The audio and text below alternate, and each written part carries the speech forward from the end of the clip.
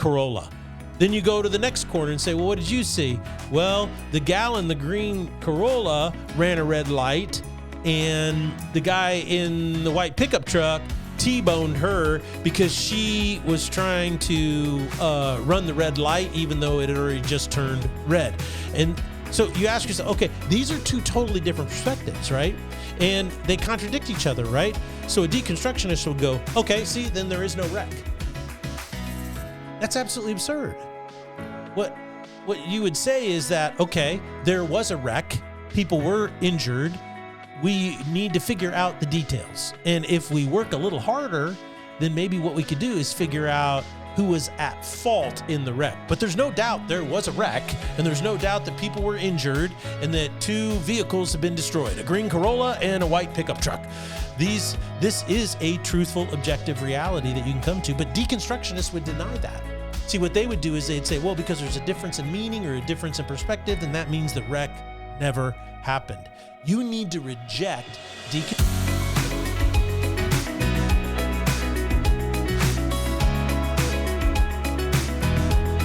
Welcome to the Salty Pastor Podcast. Today, deconstructionism.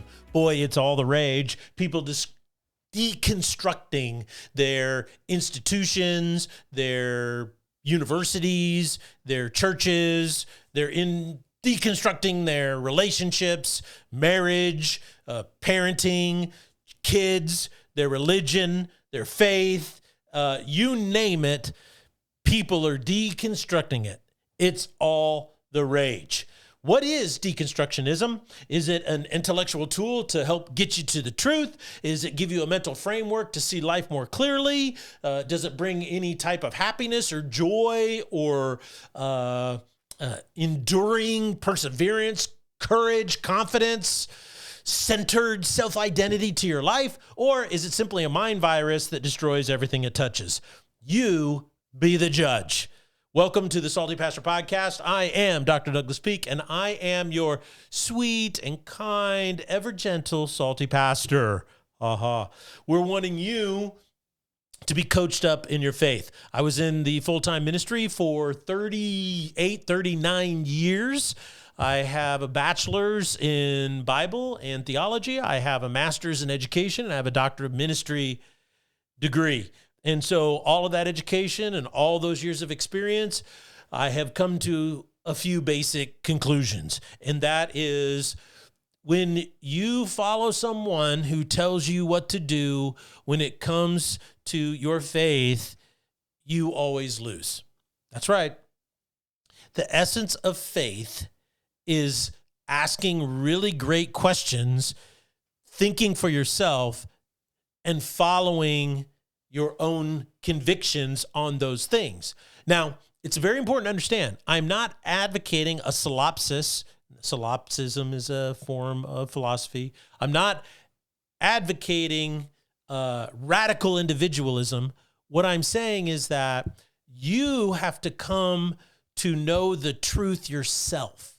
You have to understand the veracity, the strength, the foundation, the proof of what is really real and what truth really is.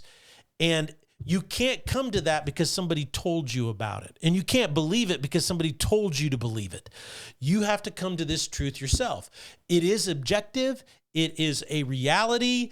And all you have to do is open your eyes and you will discover it yourself. So if you believe that fluff is not enough, you do not want standard, shallow answers to life's most important questions, then you've come to the right place. A place where we're here to coach you to think for yourself, to know what you believe and why you believe it, okay? Now, we're in a series called Ideologies That Matter, and our topic this week is deconstructionism. We started off with postmodernism, and whether you know it or not, postmodernism is the primary philosophical construct, the frame of reference through which our entire society operates. If you understand postmodernism, then you understand why the press, mainstream media does what it does. When you understand postmodernism, you understand why over 50% of all soft science research projects are flawed and not worth the piece of paper that they've been done on.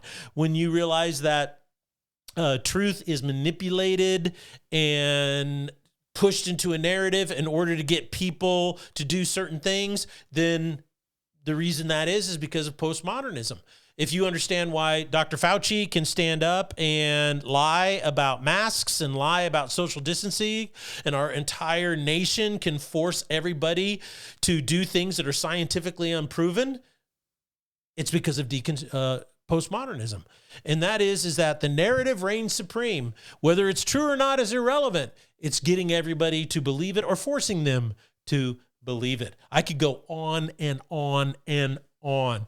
The real issue with postmodern ideology is the primary tool that they use to get to their conclusions or their claims, and that's deconstructionism. Deconstructionism, in simple terms, is a way of thinking that involves breaking down ideas, texts, or beliefs to question their meaning and their assumptions. It challenges the idea that words, concepts, or traditions have a fixed or universal meaning. So what postmodernists do is say, well, there is no meaning in the Constitution of the United States. There's no meaning in those words at all, and what those people thought is irrelevant. It's what we think these words mean, what we believe these concepts mean, and it's what we want to do. The traditions are irrelevant because there's no universal meaning. And that's why it can become such a mess. That's how you can take justice and turn it upside down, right? You can take justice and you can turn it upside down. This is why culturally we can be crazy people. For instance, this is a salty pastor, so if you have kids in the room, you might want to send them out. But 2 years ago, there was a huge debate at Christmas time in our society about an old song that had been around for, 60, 70 years, and it's Baby, It's Cold Outside, okay? And it's about a guy and a gal singing, and he's trying to convince her to stay, all right, so that they can have a romantic interlude. And this song was actually banned as misogynistic, and it was banned as offensive to women, and it was banned all kinds of reasons. It was canceled because it was culturally inappropriate for the modern time. All the while, the number one song on the Billboard Top 20 was WAP, okay, by a female artist and rapper. And she actually performed this song at the halftime of a Super Bowl. And if you want to know what WAP stands for, it means wet, bleep, and then it refers to the kitty or female genitalia. So we're going to cancel Baby, It's Cold Outside while the number one song on the Billboard charts is all about a woman's genitalia. That to me is how postmodernism has turned everything upside down. And the more you understand postmodernism and deconstructionism, then the more you understand, oh, this is where all this stuff that seems so crazy comes from. Okay? So, why am I wanting to talk about postmodernism and deconstructionism in particular? Well, because I'm extremely concerned about the mental health of our young adults today, anybody who's 35 and younger. I'm very concerned about college students and what they are navigating right now in life. I believe that postmodern professors and educators are using deconstructionism to influence young people to support a political agenda. And so what they do is they start off in the public education system and most expensive private educational systems to teaching you that, well, ultimately, there is no objective truth, that morality is relative. You should be skeptical of any claims or any traditions. And so what happens is if you're fed the steady diet of that, you get to an adult, a young adult, and you go, well, what is there worth believing in? I mean, literally, there's nothing worth believing in. You can't, I'm skeptical of everything. There's nothing worth believing in. You may be familiar with a thinker, a French philosopher by the name of Rousseau. And he was a libertine. He postulated a lot of extremely out there philosophical views. A lot of people would say he's kind of like a forerunner of postmodernism. There's no absolute truth and so forth. And what's really interesting is there's a story about him going to see his mother on her deathbed. And he goes to see her and she goes, "Why are you here?" And he goes, "I'm here to comfort you." And the story goes that she said to him, "How can you comfort me? Because you've destroyed everything that I believe in. There's nothing I can believe in anymore. So I have no hope as I face death."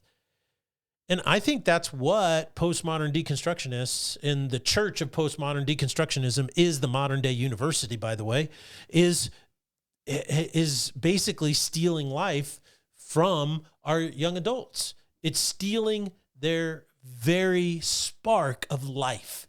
And to me, that is so sad. That is so overwhelmingly heartbreaking. And so I'm talking about this because I want young people to understand there is a truth and it exists outside of you. And when you discover it, it becomes the light of your life. It allows your life to come into focus. It brings your life meaning. It reveals to you that what you do does matter, and you can change what you're doing right now today. You can change the way you treat people. You can change the way you interact with people. You can change the direction of your life, and that would bring meaning and purpose, depth and direction to you. But you're going to have to navigate your way out of it. That's right. You're going to have to navigate your way out of it, and that means you're going to have to think in a different way. On Tuesday, I was talking about how in John chapter 1, it says, "In the beginning was the Word, and the Word was with God, and the Word was God. He was in the beginning with God. All things came into being by him, and apart from him, nothing came into being that has come into being. He was life. In him was life, and the life was the light of men." And so that is so powerful. But verse 5 says, "And the light shines in the darkness, and the darkness did not comprehend it." And so at first, you're not going to comprehend this. But the more the light shines in your life, then the more you will comprehend. And how do you let the light shine in your life? How do you navigate your way out of postmodern deconstructionist ideology? Well, another favorite passage of scripture of mine is chapter 12 of the book of Romans, verse 1. He says, "I urge you, therefore, brothers, by the mercies of God, to present yourself as a living and holy sacrifice acceptable to God, which is a spiritual service of worship. Do not be conformed to this world, but be transformed by the renewing of your mind." So your mind can be renewed, and that's how you navigate your way out of it. So how do you renew your mind? Well, the first thing you have to do is you have to understand how your mind has been influenced. Number one, you have to refute the notion, the model of this world, right? It says, "Do not be conformed to this world." Well, what is this world telling me? Well, that there is no absolute truth. There is. And it starts right here. There is a God, and you're not him. There is a God, and you are not him. The most important question you will ever ask yourself and answer is this: is there a God or not? That very simple, basic question is the beginning of self-discovery. Because if you say there is no God, then there is no objective truth, then that means even your reasoning, your capacity to logically, rationally figure anything out is suspect. Alvin Plantinga made this exact point in his book, Where the Conflict Really Lies. Dr. Peter Kreeft, Boston U professor, says the very same thing. More and more philosophers are saying this. If there is no God, then there is no rational reasoning. There is no way to come to a logical conclusion, because a logical conclusion is an objective truth. As a matter of fact, it even underlines science. There is no mathematics. There is no physics. There is no quantum mechanics. There is nothing, because postmodern deconstructionism removes any basis for understanding that, and the notion that there is no God removes any context in which rational intellectual dialogue can take place. So the most important question you could ever ask yourself is this: is there a God? Then the next question is this: if there is a God, is it possible to know him? In other words, what is he like? Why can't I know him? Why don't I see him everywhere? Why doesn't he talk to me in my sleep? What's going on here? That is a great place to be. That is a great place of self-discovery. And so once you realize there is an objective truth, there is a God, and I'm not him, then the second objective truth is that maybe language from thousands and thousands of years point to this truth. In postmodern deconstructionism, deconstructionists say you cannot believe or trust any language because language is inherently unstable and it is unable to convey any definitive meaning. Now, Dr. Peter Kreeft refutes this. He says, well, that is a self-defeating circular argument because deconstructionists argue in a way that relies on the very language that they claim is unreliable. So it's just basically spinning in circles. It's a merry-go-round. It's ridiculous. So reject that. Say, okay, there's all these differences in language. That's true. There are different meanings in language. That's true. Do the meanings that are different, do they point to a unifying objective truth or not? And that's the real question. It's kind of like this, is you have to believe you walk up to an intersection, right? And what you see is you see a car wreck. You see two cars, they smashed into each other. And so you go over to one corner and you see a woman standing there with a shopping cart and you go, well, what did you see? And she says, well, the guy in the white pickup truck ran a red light and smashed into this gal in the green Corolla. Then you go to the next corner and say, well, what did you see? Well, the gal in the green Corolla ran a red light and the guy in the white pickup truck T-boned her because she was trying to run the red light even though it had already just turned red. And so you ask yourself, okay, these are two totally different perspectives, right? And they contradict each other, right? So a deconstructionist will go, okay, see, then there is no wreck.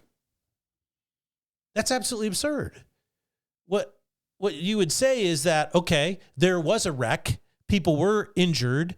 We need to figure out the details. And if we work a little harder, then maybe what we could do is figure out who was at fault in the wreck. But there's no doubt there was a wreck, and there's no doubt that people were injured and that two vehicles have been destroyed, a green Corolla and a white pickup truck. This is a truthful, objective reality that you can come to, but deconstructionists would deny that.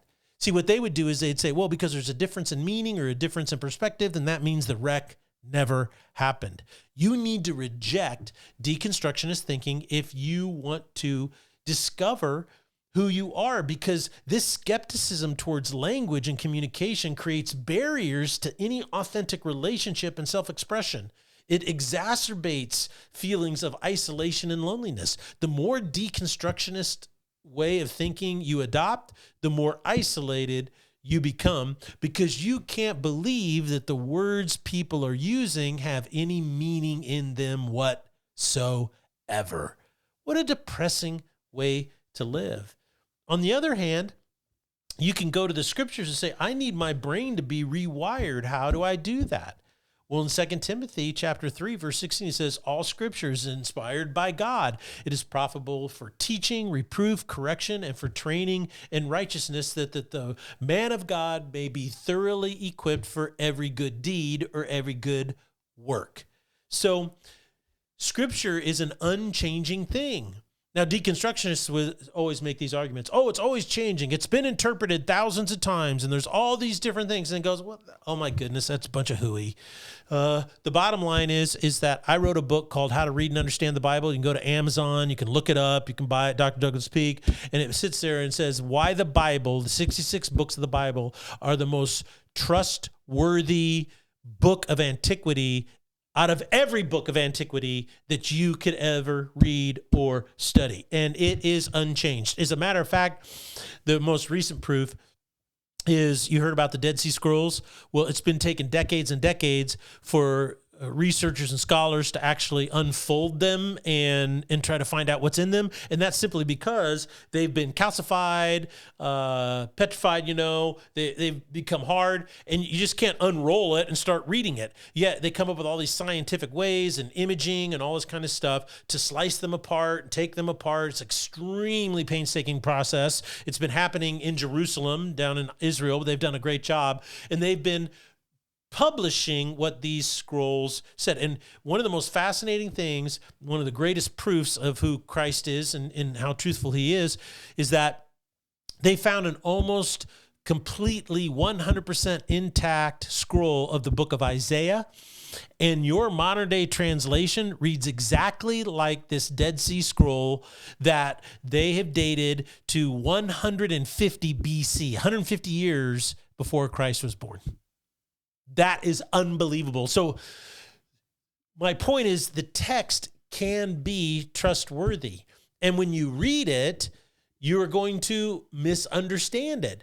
But that doesn't change the fact that it's true. And the process of maturation, the process of growth, is learning why I don't understand it, why I don't grasp it, why it seems contradictory to me. That is how you grow. You don't grow by denying that it's true. What you do is you deny yourself, you pick up the cross of sacrifice and follow Jesus. And that's where you'll find yourself. The other thing that I think is really important to dig into is this, is that if you think deconstructively, what you're going to do, and you hear a lot of this today, is that all morality between people is reduced to power structures, okay? Deconstructionism often reduces how you interact with another person, morality, to power dynamics. It views ethical systems as mere tools of oppression. Now, Dr. Kreeft, he argues in his Handbook of Apologetics that this is one of the most cynical and dismissive of approach to genuine truths that are moral in nature. Because morality, and a lot of the morality we have today, is rooted in natural law. And he would go so far as to say divine law as well, or divine virtues. So it's incredibly important to understand that when you think deconstructively and you start to look at all interactions as power struggles or power dynamics, where you end up, what this results in, and this is what no professor will ever tell you, is that you end up incredibly cynical of any moral truth that is rooted in natural law. And what we're seeing this today really crop up is whether or not people should be forced to affirm a person's belief that they are a female trapped in a male's body, or a male trapped in a female's body.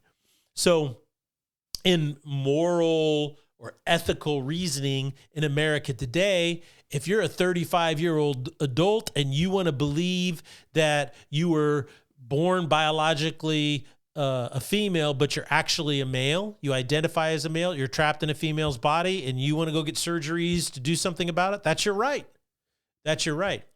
But what our society is now doing is saying that that's not only your right to do what you want with your body, it is also imperative that society affirm what you believe to be true. And that is simply poppycock.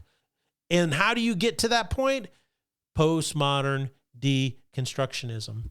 You see, our morality about male and female and how they're different and how they interact is not only rooted in divine revelation, but it's also rooted in thousands of years of human evolution that understands how that our morality is a reflection of the natural law, the natural differences between males and females.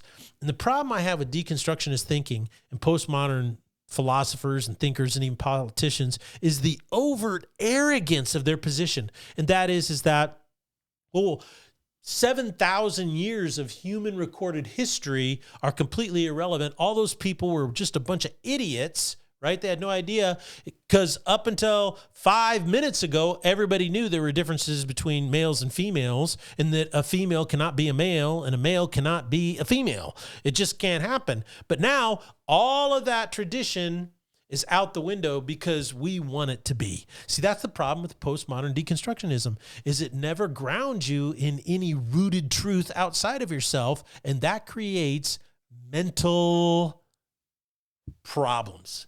It undermines your mental health across the board. And what it does is, what you want to do is, if you want to navigate your way out of it, you got to say, look, I'm going to stop thinking that way, and I'm going to adopt the fact that there are moral truths that are transcendent. In other words, they transcend time, society, and culture. For instance, this moral truth: it is morally wrong, no matter what, to murder an innocent person. It's just morally wrong, right? It is morally wrong to steal something that doesn't belong to you. No matter what, it is wrong. It is morally wrong to bear false witness against another person, to lie about them, or to create a narrative in your mind of what the truth is, and then only seek facts that support your narrative. You see, this is the reason why our politics are so divisive. It's because, well, this political leader I want to discredit, so I will create a story that they are this way, and then I will go out and I will make up facts if I have to. I will make up facts if I have to in order to support our narrative. Well, how does that come about? How do people, well, it's always wrong no matter what. And people that are doing this are doing it because they are postmodern deconstructionists, and they don't believe that there are transcendent, right, eternal moral truths. So if you adopt that there are some things that are always wrong no matter what, guess what? That is a first step in finding out who you are as a person. The final thing that I think a way to navigate out of postmodern deconstructionism is this, and that is understanding the fallacy that deconstructionism reduces well, I want to back up, and I want to phrase it a little different. Because I was just talking about how it reduces morality to power dynamics, Well, a sidebar to that, or something that runs parallel to it, is the notion that social constructs are more important than individual agency. So this is contradictory. That's why it's so weird to think about. Oh, we don't believe that morality is transcendent. It's just a result of power dynamics. In other words, whoever's in control creates morality and forces on everybody else. But we're also going to say that a social construct frees the individual of any agency. Another way of saying it is this: deconstructionism downplays personal responsibility and moral accountability because they are a part of some societal construct that they would view as being oppressed. So for instance, it plays out this way. Well, if you're a part of this minority group, it's okay if you violate these transcendent moral values because you were oppressed. And that's how the reasoning goes. Well, the problem with this is if you buy into this thinking, it denies human dignity and human freedom. Students who adopt this perspective end up feeling powerless to affect change in their own lives, and this leads to passivity, learned helplessness, and a lack of motivation to pursue any type of excellence. And this is one of the saddest things that I have seen in our society today.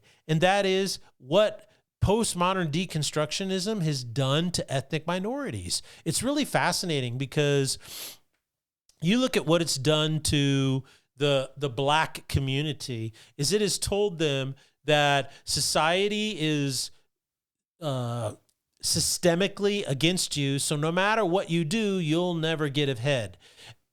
There's nothing that will steal the motivation, the inspiration, the agency of young men and women, right, than that idea. And that's a result of postmodern deconstructionism. There's nothing worse than telling young women who are a part of the black community that no matter what you do, what you feel, what you think, you can't do anything about your life because society is stacked against you. Then it takes all their motivation away. It's really fascinating to me that where postmodern deconstructionism is not infected, you see the greatest advancements in minority excellence. Their pursuit, their motivations are off the chart. And what does that tell you? What it tells you is simply this, is that postmodern deconstructionism has one thing and one thing in common, and that is it destroys human beings. That's why it's an ideology that is so dangerous. Now, it doesn't destroy you physically initially, but what it does is it saps the life from your soul. So any way possible, always avoid postmodern deconstructionist thinking. Let your mind be renewed, follow the objective truth, and what you will find is you will end up knowing what you believe, you'll know why you believe it, and you will find life and light like never before. Well, this is Salty Pastor signing off. I just want to say thank you for being with us today in this ideology of deconstructionism and how it impacts your life. I hope you learned some things. I hope it causes you to think about some things and really dig into a very simple question. How have I been impacted by this way of thinking, and how can I be free of it? Because when you figure that out, your life will open up a new day dawning like never before.